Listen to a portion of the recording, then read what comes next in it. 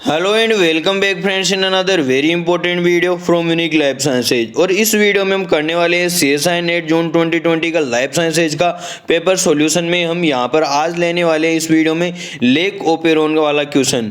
तो आपको पता है यहां पर मॉर्निंग सेशन में एक लेक ओपेरोन से संबंधित एक क्वेश्चन आया था सेक्शन सी में, उसको किस प्रकार से सोल्व करना है तो हम देखते हैं वो कौन सा क्वेश्चन है। ये क्वेश्चन आपके जो लेक ओपेरोन से संबंधित क्वेश्चन आया था, इसमें यहाँ पर लेक ओपेरोन से संबंधित कुछ ग्राफ दे रखे थे, तो इन ग्राफ में से हमें सेलेक्ट करना था अकॉर्डिंग टू दिस स्टेटमेंट कि कौन सा ग्राफ है सही बैठता है।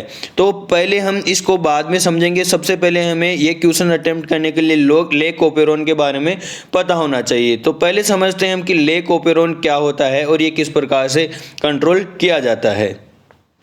लेकिन वीडियो में आगे बढ़ने से पहले यहाँ पर आपके पास है कुछ प्राइजेज जीतने का मौका। कैसे जीतोगे प्राइजेज? यदि आप CSI UGC नेट से संबंधित प्रिपरेशन कर रहे हो तो देखिए यहाँ पर आपको कुछ नहीं करना, कोई पैसे नहीं लगेंगे, सिर्फ आपको यहाँ पर जो लिंक दिया हुआ उस पर जाकर आप एनरोल कर सकते हो। और वहाँ पर आपको जनवरी 17 को यहाँ पर एक लाइव टेस्ट लिया जाएगा जिसका नाम है अनअकैडमी कॉम्बैट। उस टेस्ट में आपको 60 मिनट में यहाँ पर आपके 23 क्वेश्चन आएंगे। सब्जेक्ट आप कोई भी चूज कर सकते हो, जनरल एप्टीट्यूड, मैथमेटिकल साइंसेज या लाइफ साइंसेज। ये क्वेश्चन जो एक्सपर्ट के द्वारा प्रिपेयर किए हुए हैं। तो आपकी यदि रैंक 1 आती है तो आपको 10,000 रुपये, रैंक 2 में आपको 5,000 रुपये, रैंक 3 में 2,000 रुपये और रैंक 4 से 50 आपको 1,000 रुपये तक का आपको यहाँ पर अमेजोन वाउचर मिलेगा। तो आप जिस लिंक दिया हुआ उस लिंक में जाइए और ULS 10 कोड लगाकर एनरोल कर लीजिए। जैसे ही 17 तारीख को आपको नोटिफिकेशन मिल जाएगा और आप टेस्ट दे सकते हो। यदि आप CSI UGC नेट की प्रिपरेशन कर रहे हो तो देखिए यहाँ पर अनअकैडमी आइकॉनिक कोड लॉन्च करने जा रहा है आज 15 जनवरी को 4 बजे। तो आप यहाँ पर 4 बजे अवेलेबल रहिए। क्यों? क्योंकि यदि आप 4 बजे यहाँ पर सब्सक्रिप्शन लेते हो, यानी लॉन्च प्राइस पर जो लॉन्च टाइम पर जो सब्सक्रिप्शन है वो प्राइस बहुत कम है, लगभग 25% डिस्काउंट है, क्योंकि ओरिजिनल प्राइस ये हैं और लॉन्च प्राइसेज ये हैं। तो आप जल्दी से आप आज 4 बजे 15 जनवरी यानी आज 4 बजे यहाँ पर आप डिस्काउंट ले सकते हो। तो यहाँ पर 25% डिस्काउंट आपको इन कोर्सेज, आइकॉनिक कोर्सेज पर मिलेगा। और इसी प्रकार यहाँ पर अनअकैडमी अल्टीमेट कोर्सेज शुरू करने जा रहा है लाइफ साइंसेज के लिए आज ही, और वहाँ पर भी आप एनरोल कर सकते हो। इसके लिए आपके डिस्क्रिप्शन में लिंक दिया हुआ है, तो जल्दी से रजिस्ट्रेशन करवा लीजिए। तो सबसे पहले देखिए कि लेक ओपेरोन क्या है। देखिए लेक ओपेरोन आपको पता होना चाहिए किस में पाया जाता है, ई कोलाई में। यानी लेक ओपेरोन एक्चुअली में क्या है, एक जीन है। जो जीन किसको कंट्रोल करता है, ऐसे प्रोडक्ट बनाता है जो लैक्टोज का क्या करता है, डाइजेशन करता है। लैक्टोज को ब्रेक डाउन करता है किसमें, लैक्टोज का ब्रेक डाउन करता है ग्लूकोज और किस में करता है, गैलेक्टोज में। तो बैक्टीरिया को जब लैक्टोज मिलता है एज ए फूड, तब वो क्या करता है, ग्लूकोज और गैलेक्टोज में उसका ब्रेक डाउन करता है एक विशेष एंजाइम की सहायता से, जिसको कहते हैं हम बीटा ग्लैक्टोसाइडेज एंजाइम। जो बीटा ग्लैक्टोसाइडेज एंजाइम होता है वो लेक ओपेरोन में स्थित होता है। तो लेक ओपेरॉन हम कह सकते हैं एक पॉलीसिस्टोनिक जीन है जिसमें मल्टीपल जीन पाए जाते हैं। तो पॉलीसिस्टोनिक में यहाँ पर 3 जीन प्रेजेंट होते हैं। तो लेक ओपेरोन की ये जनरल स्ट्रक्चर होती है जिसमें यहाँ पर प्रमोटर पाया जाता है, एक ऑपरेटर पाया जाता है और ये स्ट्रक्चरल जीन है। स्ट्रक्चरल जीन में हमें lac Z gene, lac Y gene और लेक ए जीन दिखाई दे रहा है।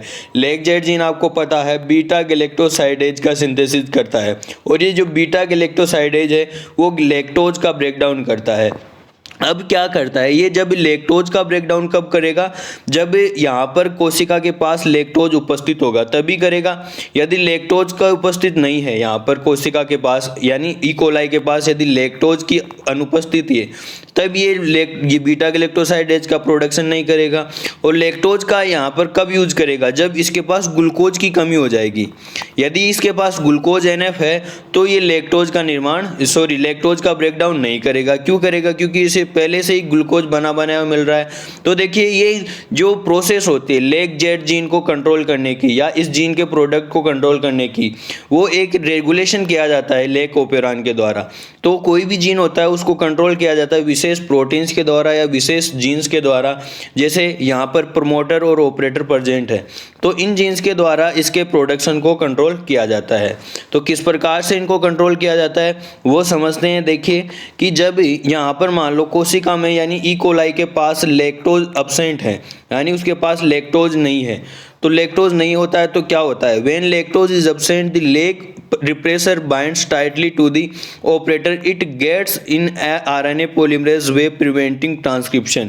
अब देखिए जब लैक्टोज अब्सेंट रहता है तब क्या होता है, लैक्टोज अब्सेंट रहता है तो यहाँ पर ऑपरेटर होता है, ऑपरेटर पर एक प्रोटीन आकर बाइंड हो जाती है जिसको बोलते हैं रिप्रेसर प्रोटीन। और ये रिप्रेसर प्रोटीन क्या करती है, यहाँ पर आरएनए पॉलीमरेज जो क्या करता है, आरएनए पॉलीमरेज ही तो ट्रांसक्रिप्शन करता है किसी जीन का, आरएनए पॉलीमरेज को आगे बढ़ने से रोकती है और ये क्या नहीं कर पाती है, यहाँ पर इसका ट्रांसक्रिप्शन नहीं कर पाती है। कौन सी कंडीशन में, जब लैक्टोज अब्सेंट होता है। और फिर जब लैक्टोज उपस्थित होता है कोशिका में तब क्या करता है, जब लैक्टोज उपस्थित रहता है तो ये जो रिप्रेसर प्रोटीन होती है वो यहाँ पर इसके ऑपरेटर से जुड़ नहीं पाती। क्यों नहीं जुड़ पाती है, क्योंकि रिप्रेसर से एक अलग मॉलिक्यूल आकर बाइंड हो जाता है जिसको बोलते हैं एलोलैक्टोज। एक्चुअल में जो एलोलैक्टोज होती है वो क्या होती है, एलोलैक्टोज ये जो लैक्टोज होती है उसका ही आइसोमर होती है, यानी मॉडिफाइड लैक्टोज होती है जो यहाँ पर रिप्रेसर प्रोटीन के आकर जुड़ जाती है।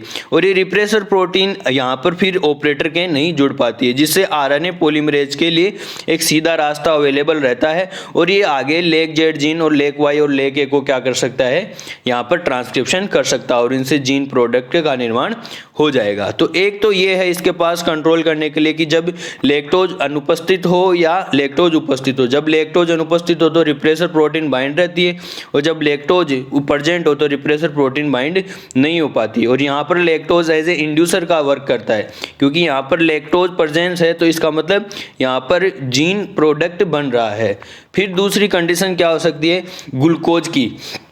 तो जब ग्लूकोज यहाँ पर प्रेजेंट होता है तो जब देखिए जब ग्लूकोज की यहाँ पर कंसंट्रेशन लो रहती है तब क्या होता है, तो यहाँ पर प्रमोटर से पहले एक और साइट पाई जाती है जिसको बोलते हैं सीएपी साइट। सीएपी साइट क्या होती है, यहाँ पर सीएपी साइट पर सीएपी प्रोटीन आकर जुड़ती है। सीएपी प्रोटीन का यहाँ पर फुल फॉर्म है catalytic activator protein.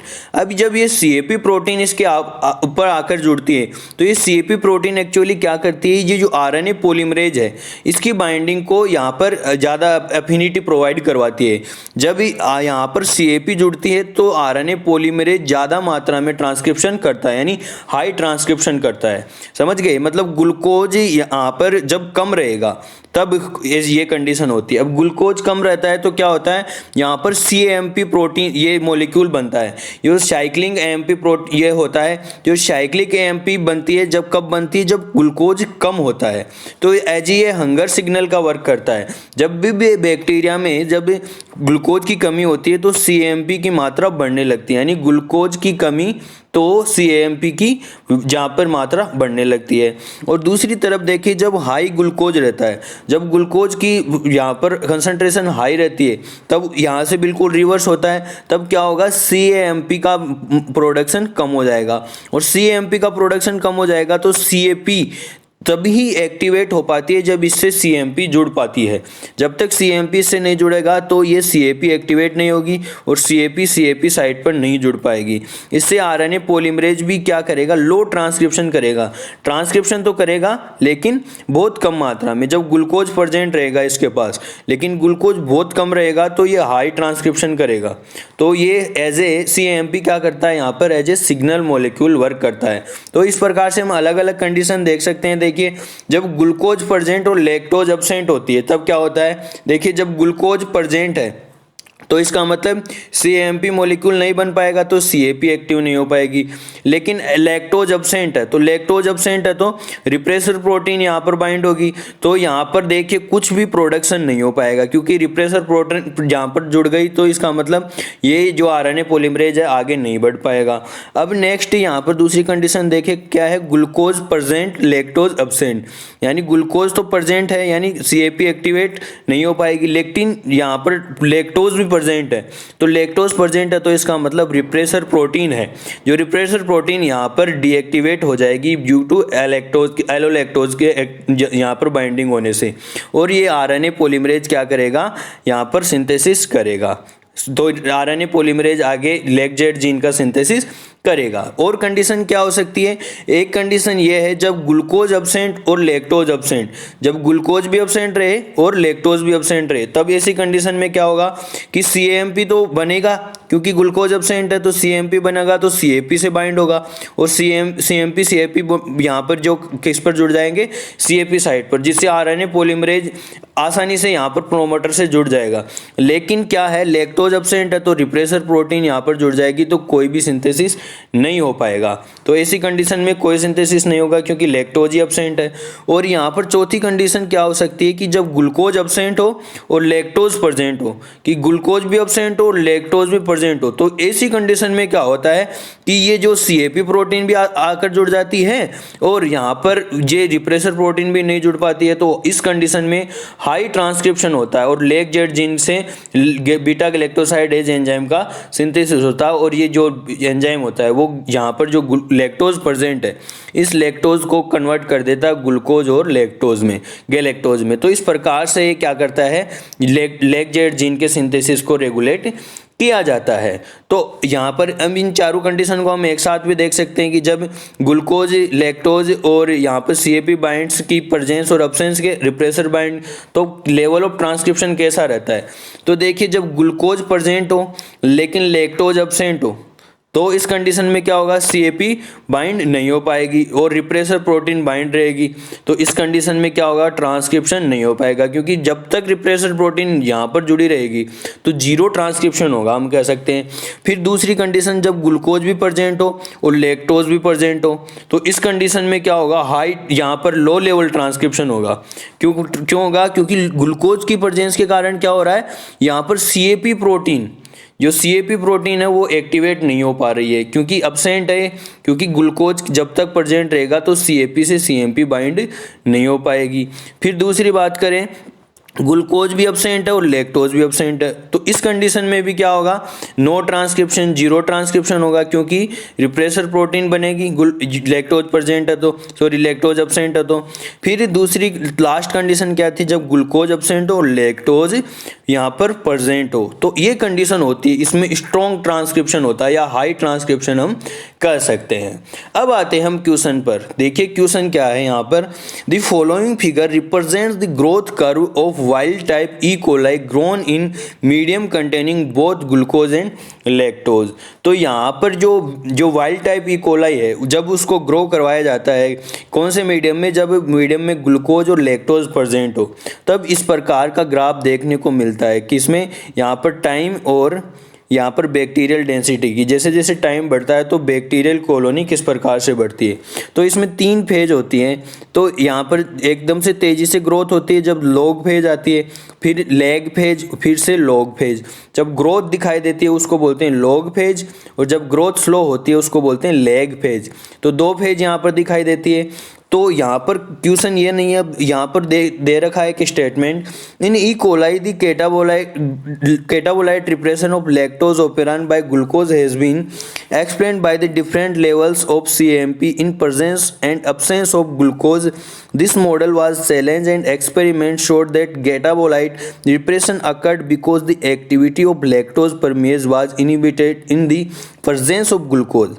Considering the second model, which one of the following plots correctly represents the growth pattern of the mutant E. coli with the loss of function mutant in the LAC-I gene growing in a medium containing glucose and lactose।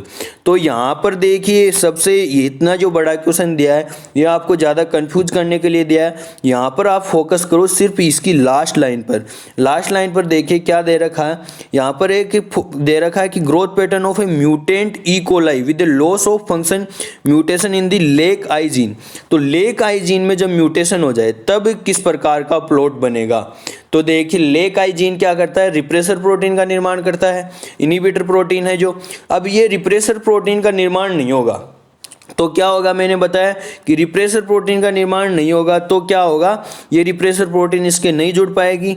तो repressor protein इसके नहीं जुड़ पाएगी तो लगातार किसका निर्माण होता रहेगा, LAC-Z जीन से LAC-Z एंजाइम का निर्माण, बीटा गैलेक्टोसाइडेज का एंजाइम निर्माण होता रहेगा। और यहाँ पर जो बैक्टीरियल कॉलोनी है वो तेज़ी से ग्रोथ करेगी। तो यहाँ पर तेज़ी से ग्रोथ करने वाला जो ग्राफ बनना चाहिए, लेकिन यहाँ पर देख सकते हो ये जो ग्राफ है, ये जो ग्राफ कब बन रहा है, जब यहाँ पर जो रिप्रेसर प्रोटीन एक्टिव है लेकिन जो ग्लूकोज और लैक्टोज की मात्रा यहाँ पर दोनों कंटेन है। तो तब तो इस प्रकार का ग्राफ बना है। तो दूसरा जो ग्राफ है वो देखिए यहाँ पर आप इस प्रकार का ग्राफ, जिसमें यहाँ पर आप ग्रोथ देख रहे हो, लॉगरिथमिक ग्रोथ है। और तीसरा ग्राफ आप देख सकते हो, इस तीसरे ग्राफ में आप यहाँ पर एकदम से बहुत ज़्यादा हाई ग्रोथ हो रही है, तो ऐसी ग्रोथ कभी भी बैक्टीरिया में नहीं होती है। और चौथा ग्राफ तो ये बिल्कुल भी नहीं बनेगा। तो ये जो दूसरा ग्राफ है तो ये ग्राफ इसमें बनेगा, क्योंकि इसमें आपको पता है रिप्रेसर प्रोटीन नहीं बनी है, तो ग्रोथ तो हाई होगी, लेकिन एक समय के बाद में जाकर ये कांस्टेंट हो जाएगी। तो ये जो क्वेश्चन है इसमें इसका आंसर होगा सेकंड। तो ये वाला ग्राफ इसमें बनेगा। तो इस प्रकार से यदि हमारी कॉन्सेप्ट क्लियर हो तो हम इनको आसानी से सोल्व कर सकते हैं। तो आई होप ये आपको समझ में आ गया होगा कि किस प्रकार से लेक ओपेरोन वाले क्वेश्चन को सोल्व करना है। यदि आप कोई एक क्वेश्चन अगर वीडियो आपको अच्छा लगा तो वीडियो को लाइक कर दीजिए। यदि आप चैनल पर नए हो तो चैनल को सब्सक्राइब कर लीजिए। तो मिलते हैं इसी प्रकार के नेक्स्ट वीडियो में, तब तक के लिए धन्यवाद, टेक केयर, बाय।